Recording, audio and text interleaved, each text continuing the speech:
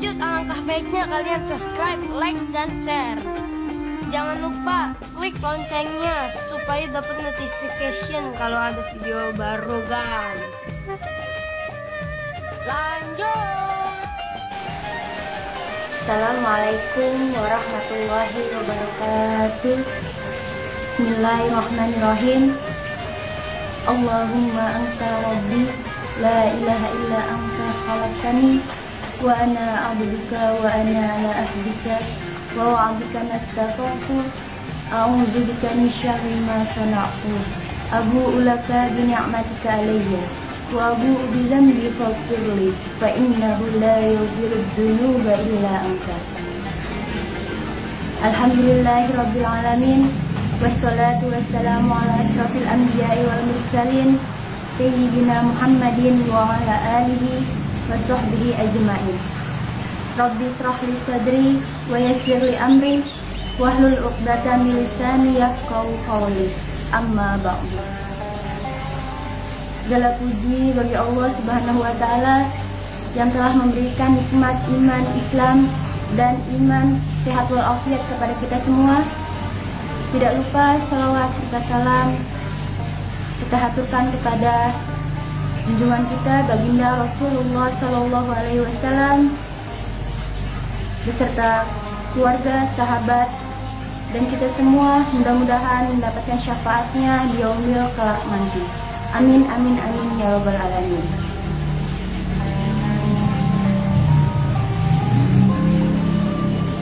Apa kabar anak-anakku semuanya?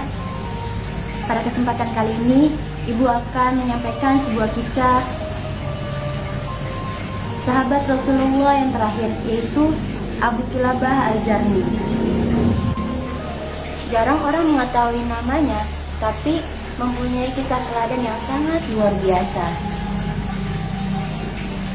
Pada suatu waktu, ada seorang musafir yang sedang melakukan perjalanan dari satu kota ke kota yang lain dengan menaiki kuda.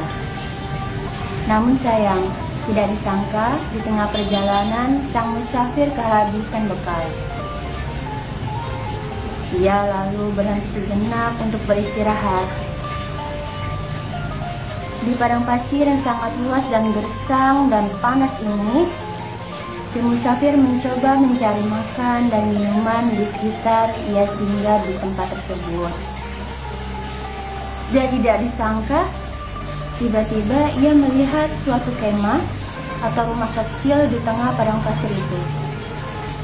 Lalu si musafir mendatangi rumah tersebut.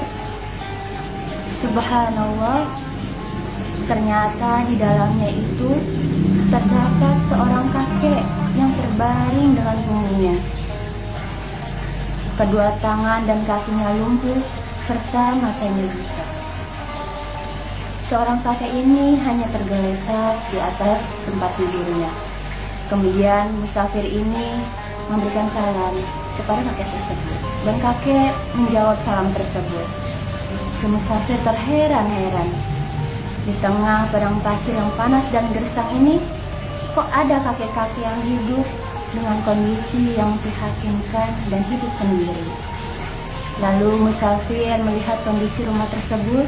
Ternyata makanan dan minuman pun tidak ada. Tapi si kakek mulutnya selalu tidak henti-henti berzikir dan mengingat Allah Subhanahu wa taala. Musafir tersebut datang mendekat dan bertanya kepada sang kakek, "Siapakah Anda, Kek? Dan bagaimana Anda bisa berada di padang pasir ini?" Kakek pun menjawab, "Saya adalah salah satu hamba Allah. Kamu siapa?" Musafir menjawab, "Saya musafir, Kek, yang sedang kebetulan lewat karena kehabisan bekal dan butuh makan dan minuman. Lalu saya menemukan kemah ini dan mendatanginya. Alhamdulillah, segala puji bagi Allah yang telah menyempurnakan nikmatnya kepada saya," ucap kakek tersebut. Sontak membuat kaget seorang musafir. "Wahai kakek, apa yang membuat Anda bersyukur kepada Allah?" Padahal kemah ini kosong, tidak ada apapun, kumuh, panas, bahkan makanan dan minuman pun tidak ada. Lalu sang kakek menjawab, "Diamlah anak muda, kamu tidak tahu sesungguhnya nikmat Allah amatlah besar kepada saya. Saya bisa mengucapkan kalimat saja, itu sudah menutup kekurangan saya. Sungguh nikmat yang luar biasa." Sang musafir pun sungguh kagum kepada sang kakek dan bilang kepadanya, "Baiklah kakek, apa ada yang bisa saya bantu kek?" Kakek mengatakan, "Ada. Anak laki-laki saya yang selalu menemani saya, selalu memberikan minuman dan makanan kepada saya, sudah 3 hari tidak pulang.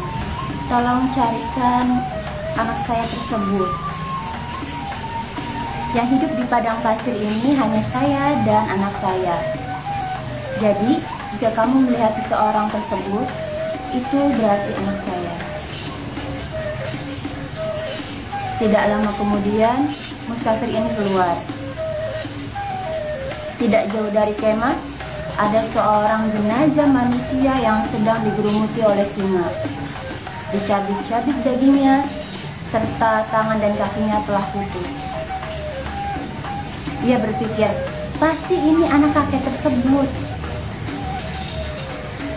Lantas sang musafir kembali ke kemah, dan ia pun bingung bagaimana cara menjelaskan kepada kakek ini. Sedangkan ia adalah seorang kakek yang lumpuh, susah, hidup di padang pasir, dan anaknya dimakan singa. Kemudian sang musafir pun datang pada sang kakek dan berkata, "Apakah Anda mengetahui tentang kisah Nabi Ayub?" "Tentu saja," jawab kakek. Sang kakek pun menceritakan bahwa Nabi Ayub alaihissalam adalah orang yang tidak bisa dinilai kesabarannya. Orang yang dicoba oleh Allah selama 20 tahun dengan penyakit kusta yang dideritanya, sehingga ia ditinggalkan oleh umat dan kaumnya. Ke-12 anak laki-lakinya mati semua, harta pun semuanya habis. Musafir ini berkata, yang kakek ucapkan adalah benar, dan berharap kakek bisa menjadi sebagian kecil dari Nabi Ayub, karena anak kakek satu-satunya sudah mati dimakan singa. Musafir ini berpikir, mungkin sang kakek akan menangis. Ternyata ia senyum. Ia mengatakan, "Alhamdulillah yang telah membuat anak saya mendahului saya di surga. Anak saya sangat berbakti kepada saya," ucap kakek kepada sang musafir tersebut. Menurut pemahaman agama yang jelas yang saya yakini, kalau anak soleh, ia menjaga sholatnya dan ibadahnya kepada Allah Subhanahu wa Ta'ala, serta berbakti kepada orang tuanya, pasti akan masuk surga. Anak saya seperti itu, dan saya yakin ia akan masuk surga.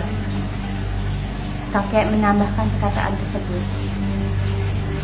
Tiba-tiba sang kakek mengucapkan kalimat syahadat, "Asyhadu an la ilaha illallah wa asyhadu anna Muhammadar Rasulullah." Tak lama kemudian, sang kakek itu meninggal. Musafir tersebut mengucapkan, "Inna lillahi wa inna ilaihi raji'un." Musafir ini tambah kebingungan. Lantas ia keluar dari kemah tersebut, meminta tolong dan meminta informasi. Dia lari dengan sekencang-kencangnya. Tak lama kemudian, terlihat 4 orang anak muda yang penampilannya seperti orang-orang kerajaan. Kudanya sangat rapi dengan kecepatan yang sangat tinggi.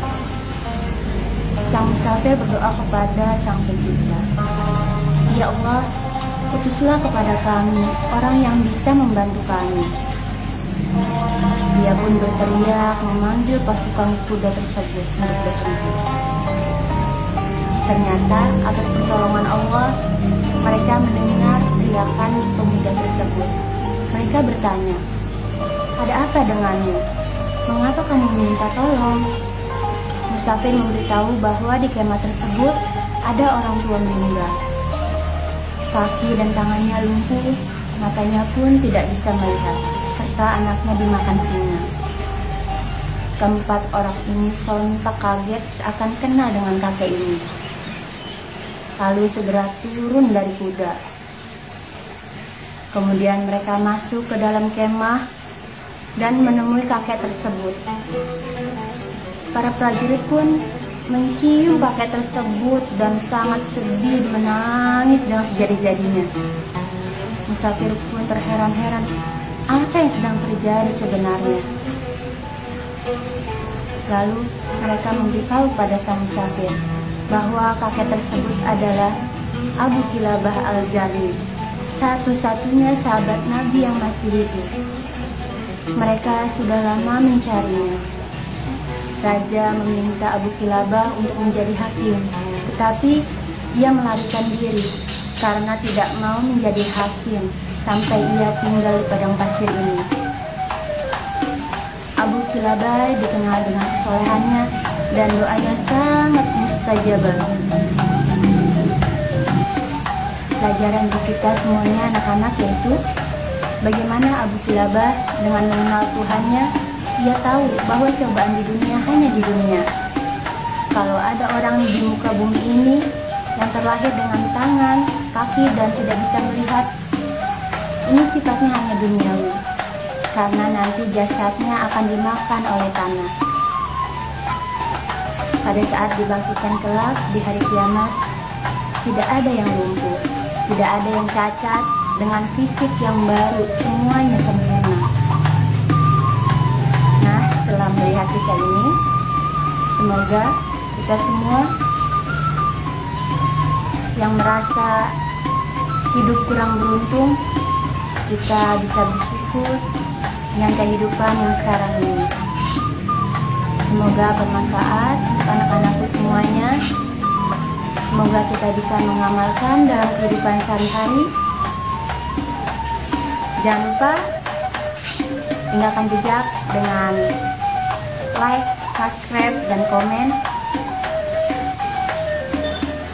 Subhanakallahumma wa bihamdika asyhadu an la ilaha illa anta astaghfiruka wa atubu ilaik.